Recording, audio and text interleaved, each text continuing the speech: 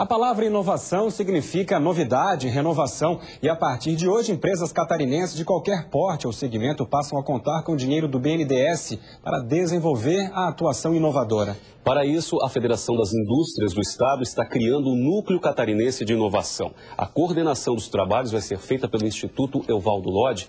O superintendente do Instituto, Natalino Jones, está com a gente hoje. Muito bem-vindo, Natalino.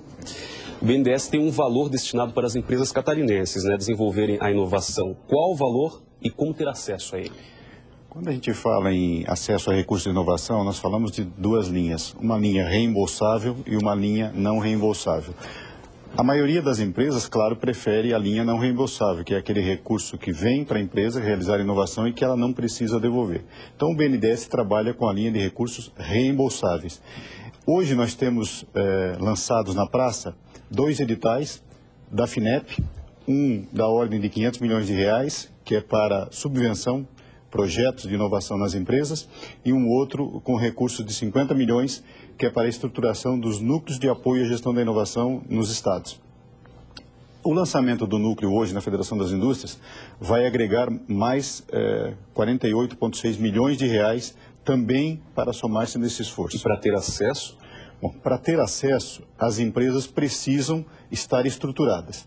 A maioria das empresas afirma que faz inovação, reconhece a importância da inovação para a competitividade, tem necessidade de recursos, tem interesse nos recursos, mas não está estruturada para. O que nós vamos fazer é ajudá-las nesse sentido. Por quê?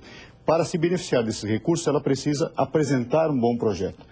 Um projeto que identifique as suas reais necessidades para investimento e inovação. Com isso, ela aumenta as suas chances de conseguir os recursos. Na prática, o que esse benefício agrega, Quais são as vantagens para as empresas?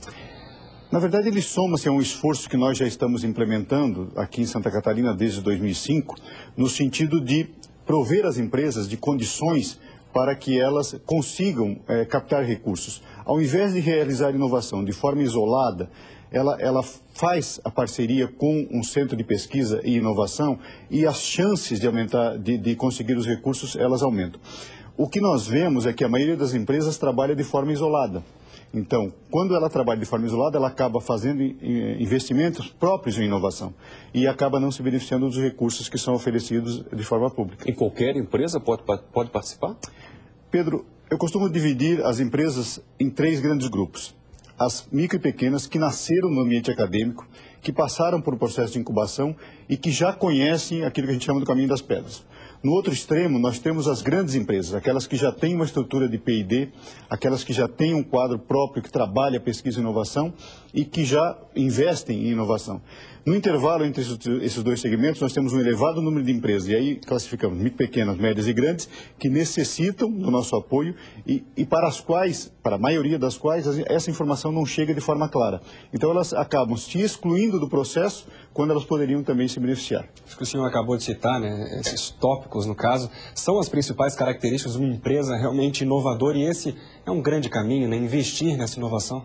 Quando a gente pede exemplos de empresas inovadoras, normalmente as mesmas aparecem, que são aquelas que eu classifiquei aqui, ou que já têm base tecnológica e que normalmente acabam se beneficiando mais do que as outras, ou que estão no outro extremo.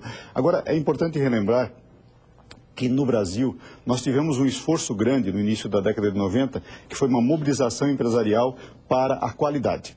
E foi um movimento exitoso. E como é que as empresas superaram aquele momento? Com investimentos, capacitando as suas equipes e se estruturando internamente. Hoje nós vivemos um momento da inovação. Então, o que o Sistema Federação das Indústrias